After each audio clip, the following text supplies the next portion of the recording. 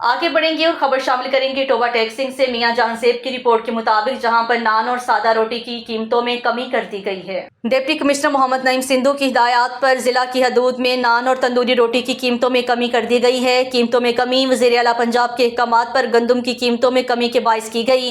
Deputy commissioner Toba टैक्सी मोहम्मद नईम सिंधु की तरफ से जारी करदा नोटिफिकेशन के मुताबिक 100 ग्राम रोटी की कीमत 15 रुपये और 120 ग्राम नान की कीमत 20 रुपये मुकर्रर कर दी गई है।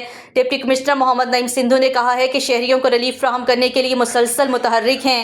इस हवाले से 41 प्राइस कंट्रोल मजिस्ट्रेट्स फील्ड में मुतहर्रिक हैं जो नाजायज़ मुनाफाखोरी, ज़ख़ीरा अंदोज़ी, मिलावट करने वालों के खिलाफ सख्त कार्रवाइयाँ अमल में ला रहे हैं। डिप्टी कमिश्नर ने कहा है कि प्राइस कंट्रोल मजिस्ट्रेट्स ने सरकारी कीमतों के नफाज के लिए 1 अप्रैल से अब तक 25,931 इंस्पेक्शंस की हैं। नाजायज़ मुनाफाखोरी पर 465 अफराद को जुर्माने किए गए और 59 अफराद को गिरफ्तार किया गया है।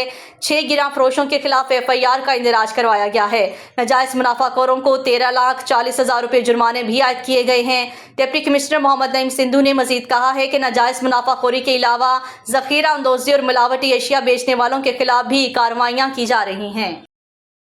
MB न्यूज़ के डिस्ट्रिक्ट बुलेटिन से फिल वक्त के लिए इतना ही। मजीद न्यूज़ और अपडेट्स के लिए देखते रहिए MB न्यूज़, क्योंकि MB न्यूज़ है मिलियंस ब्रॉडकास्टिंग न्यूज़ नेटवर्क।